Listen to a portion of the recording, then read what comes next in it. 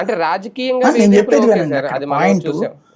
నందిగం సురేష్, చెవిరెడ్డో ఇట్లాంటి కొంతమంది మీద కేసులు పెట్టారు. మల్లాది విష్ణును ఇట్లాగా ఒక 5 to 10% వాళ్ళని వేధించారు. అప్పుడు వేధించడమా లేకపోతే కేసా, తప్పు చేస్తే పట్టుకున్నారా? అవును అవును అదే కేసు. జగన్ వచ్చేటప్పటికి 30% చేశాడు. ఆ అచ్చెన్నాయుడు దగ్గర నుంచి, అయ్యన్న పాత్రుడి దగ్గర నుంచి, రఘురామకృష్ణరాజు దగ్గర నుంచి అవును ఇట్లా అనేక మంది మీద చేశాడు. చేశారు. ఆయన ఎయిర్పోర్ట్ అయిపోయింది. లాపారని ఇక్కడ బాబు గారిని ఎయిర్పోర్ట్ లాపారు అయిపోయింది. అప్పుడు. ఇప్పుడు దానికి మూడవ దశ ఇంకా దారుణం. అంటే అక్కడ రెండవ అదే దశలో చంద్రబాబు దాకా అరెస్ట్ దాకా, ఇప్పుడు మళ్ళీ జగన్ అరెస్టు, జగన్ అవును భార్యను అరెస్ట్ దాకా రెడీ అవుతున్నారు వీళ్ళు. నెక్స్ట్ ఫేజ్ ఏముంటది? దీనికి ప్రతీకారం ఇంకా దారుణంగా ఉంటుంది. ఇప్పుడు మొన్న ఎలక్షన్ అయిపోయాక దాదాపు 6 నెలల వీళ్ళని అందరినీ కొట్టడాలు, ఇళ్ల మీద దాడులకు వెళ్ళడాలు, అవును అవును తలకాయలు పాల్గొడ్డాలు దాడులు ఇవన్నీ జరిగినాయి. జరిగినాయి. వాటిట్లో ఎవరి మీద కేసులు జరిగినాయి. పెట్టారు, అవును ఎవరిని అరెస్ట్ చేశారు, అయిపోయింది.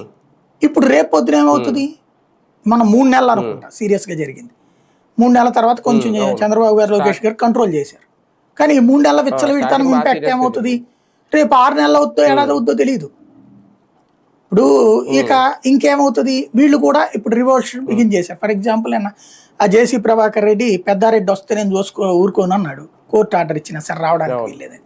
అసలు గతంలో అట్లాగా వైసీపీ వాళ్ళ తెలుగుదేశం నాయకుల్ని ఊరొదిలి పొమ్మనమని ఎక్కడని చెప్పారు? జేసీ ప్రభాకర్ రెడ్డి సొంత ఊళ్ళోనే ఉన్నాడుగా, ఊరొదిలి పారిపోలేదుగా. అఖిలప్రియ సొంత ఊళ్ళోనే ఉందిగా, ఊరొదిలి పారిపోలేదు కదా. అదే ఇప్పుడు వైసీపీ వాళ్ళని వెళ్ళిపోమంటుందిగా ఊరొదిలేసి.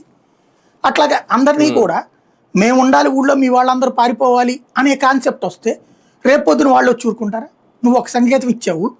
ఇప్పుడంటే ఇక అధికారంలోకి ఇప్పటిదాకా ఏంటంటే కార్యకర్తలు ఉండేవాళ్ళు, వీళ్ళ మనుషులు. ఫర్ ఎగ్జాంపుల్ ఒక ఫ్యాక్షన్ నాయకుడు అధికారంలోకి వస్తే వాళ్ళ మనుషులు వరకు వెళ్ళిపోయేవాడు.